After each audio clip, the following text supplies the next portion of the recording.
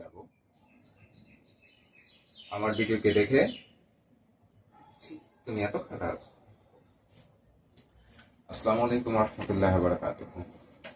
আজকে আমরা সেন্টেন্স, গত ক্লাসে সেন্টেন্স কাকে বলে সেটা নিয়ে আলোচনা করেছিলাম। আজকে যে টপিকটি নিয়ে আমরা আলোচনা করব সেটা হচ্ছে সেন্টেন্সের বৈশিষ্ট্য। খুব ইম্পর্টেন্ট একটা ক্লাস হতে যাচ্ছে, খুব মনোযোগ দিয়ে খাতা কলম নিয়ে বসতে হবে, কারণ কথাগুলো না বুঝলে আমরা ইংরেজি গ্রামাটিক্যালটা খুব ভালো বুঝবো না। তখন স্যারের দোষ, স্কুলের দোষ, স্টুডেন্টের দোষ, গার্জিয়ানের দোষ, যে যার দোষ দিয়ে বাঁচতে পারে। তো আমরা যদি সবাই একত্রিত হয়ে বুঝি তাহলে ক্লাসটা খুবই চমৎকার হবে। স্টুডেন্টের জন্য প্রেশার ক্রিয়েট করা যাবে না, স্টুডেন্ট খুব ইজিলি বুঝতে পারবে, স্যার অনেক ভালো স্যার হবে, প্রতিষ্ঠান খুব ভালো হবে। তো সবাই মিলে আমরা ক্লাসটা বোঝার চেষ্টা করব। ওকে ফ্রেন্ড, শুরু করি। আজকে যেটা হবে সেন্টেন্স বা বাক্যের বৈশিষ্ট্য। যে কোনো কিছু করার জন্য কিছু বৈশিষ্ট্য ছাড়া যেমন হয় না, ঠিক তেমনি সেন্টেন্স হওয়ার জন্য কিছু বৈশিষ্ট্য লাগবে। এর মধ্যে তিনটা প্রধান বৈশিষ্ট্য থাকতেই হবে তাকে সেন্টেন্স হওয়ার জন্য। নাম্বার 1, আকাঙ্ক্ষা। আকাঙ্ক্ষা কাকে বলে? বাক্যের অর্থ পরিষ্কারভাবে বোঝার জন্য শ্রোতা যে আগ্রহ থাকে তাকে আকাঙ্ক্ষা বলে। একটু উদাহরণ দেই। আমি একজন কি, অনেক কিছু বোঝানো যাবে। আমি একজন ভালো মানুষ, আমি একজন শিক্ষক, আমি একজন ছাত্র, আমি একজন শ্রমজীবী মানুষ, আমি একজন প্রবাসী, আমি একজন পুলিশ, আমি একজন রাষ্ট্রপতি, যে কোনো কিছু হতে পারে। আমি একজন বলে যদি থেমে যায়, যদি বলে আমি একজন, আমার দিকে তাকায় থাকবা যে কিছু একটা স্যার বলবে, কি বলবে, অনেক কিছু হতে পারে। সো যখন পরিপূর্ণ কোনো কিছু প্রকাশ করা হয় নাই, গ্যাপ আছে, খালি আছে, শ্রোতার আগ্রহ এখনো পূরণ হয় নাই, সেটা কোনো সেন্টেন্স হবে না। আর এটাকেই বলা হয় আকাঙ্ক্ষা। শ্রোতার আকাঙ্ক্ষা, আকাঙ্ক্ষা মানে কোনো কিছু চাওয়া, সে কিছু চাচ্ছে। সো আকাঙ্ক্ষা থাকলে সেটা পরিপূর্ণ সেন্টেন্স হবে না। এই জন্য আমি একজন বললে হবে না, এটা কাটা হবে। আমি একজন বললে এটা কাটা। এই জন্য লিখে রাখছি যে আমি একজন শিক্ষক, আমি একজন ছাত্র, পরিপূর্ণ হতে হবে। এটা হবে সেন্টেন্সের একটা বৈশিষ্ট্য। 2 নম্বর বৈশিষ্ট্য, শ্রেণীবিন্যাস।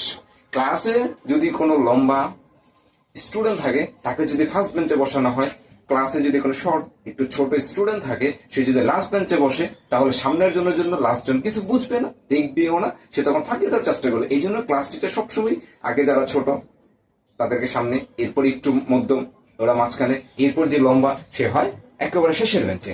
সেম একইভাবে শ্রেণী বিন্যাস ছাড়া সেন্টেন্সও গঠন করা যাবে না। যেমন আমি শুরুতে বলেছিলাম আমি মাঠে খেয়ে ভাত যাব, আমি মাঠে গিয়ে ভাত যাব, এইভাবে বলে কি এটা সেন্টেন্স হবে?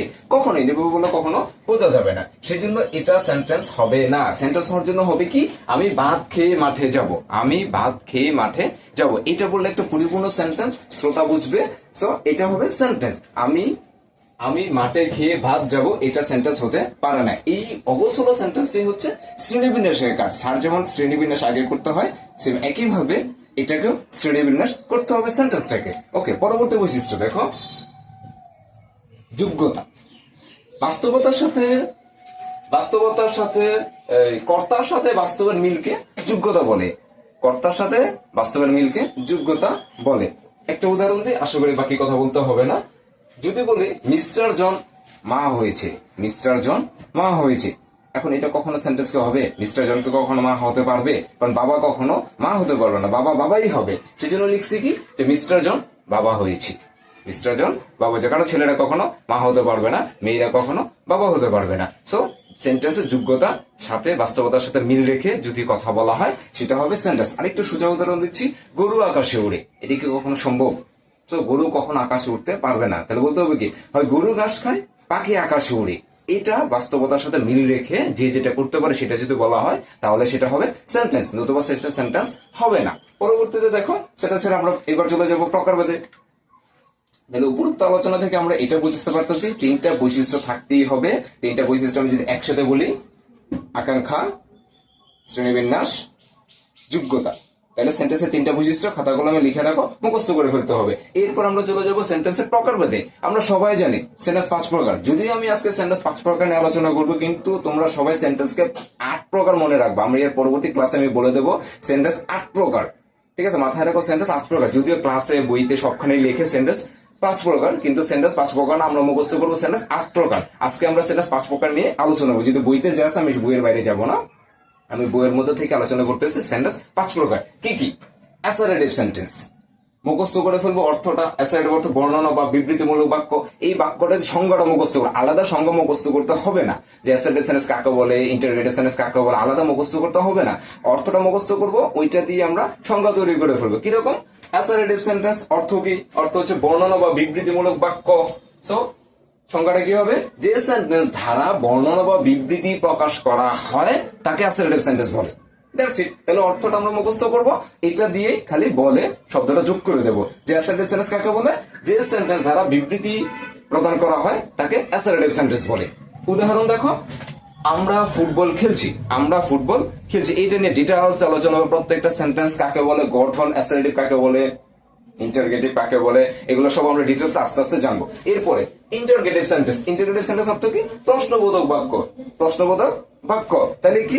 যে সেন্টেন্স দ্বারা প্রশ্ন করা হয় তাকে ইন্টারগেটিভ সেন্টেন্স বলে। যে সেন্টেন্স দ্বারা কোনো কিছু জানতে চাওয়া হয়, যে সেন্টেন্স দ্বারা কোনো কিছু জিজ্ঞেস করা হয় তাকে ইন্টারগেটিভ সেন্টেন্স বলে। উদাহরণ, আমার ভিডিও কে দেখে? এখানে একটা বোঝার উপায়, ইন্টারগেটিভ সাইন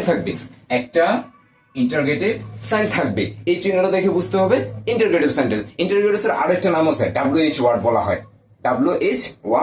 হয়। আমরা আস্তে আস্তে সবগুলো ডিটেইলসে জানবো যখন পার্ট বাই পার্ট যাব। তারপরে ইম্পারেটিভ সেন্টেন্সটা কাকে বলে? অর্থটা দেখো, তাহলে আমরা কাকে বলে বুঝে ফেলবো। আদেশ, নিষেধ, অনুরোধ, উপদেশ বা প্রস্তাবমূলক বাক্য। আবার বলতেছি, ভালো করে বুঝতে হবে এই শব্দগুলা, ঠিক আছে? এগুলো খুব ভালো করে বুঝলে সংখ্যাগুলো অটোমেটিক্যালি হয়ে যাবে। তাহলে কাকে বলে? যে সেন্টেন্স দ্বারা আদেশ, নিষেধ, অনুরোধ, উপদেশ বা প্রস্তাব করা হয় তাকে ইম্পারেটিভ সেন্টেন্স বলে। যেমন, আমি তোমাকে অনেক ভালোবাসি। এটা হচ্ছে একটা ইম্পারেটিভ সেন্টেন্স, মনে থাকবে। এরপর অপারেটিভ সেন্টেন্স। অপারেটিভ মানে কি? ইচ্ছা বা প্রার্থনামূলক বাক্য। তাহলে কি হবে? যে সেন্টেন্স দ্বারা ইচ্ছা বা প্রার্থনা প্রকাশ করা হয় তাকে অপারেটিভ সেন্টেন্স বলে। যেমন, আমি যদি পাখি হতাম। এগুলো হচ্ছে ইম্পারেটিভ, অর্থাৎ যেটা দ্বারা প্রার্থনা করা হয় যে তুমি অনেকদিন বেঁচে থাকো, আল্লাহ তোমার ভালো করুক, আল্লাহ তোমার মঙ্গল করুক। এগুলো হচ্ছে operative sentence. Last sentence exclamatory মানে কি? বিস্ময় বা আবেগ, সুখ, দুঃখ, ঘৃণা। যে সেন্টেন্স দ্বারা প্রকাশ করা হয় সেটা হচ্ছে এক্সক্লেমেটরি সেন্টেন্স। যেমন, fie, you are such a bad boy. ছি, তুমি এত খারাপ। তার মানে ইন্টারোগেটিভ সেন্টেন্স বোঝার একটা উপায়টা কি? এইটাকে হচ্ছে ইন্টারোগেটিভ সাইন বলা হয়।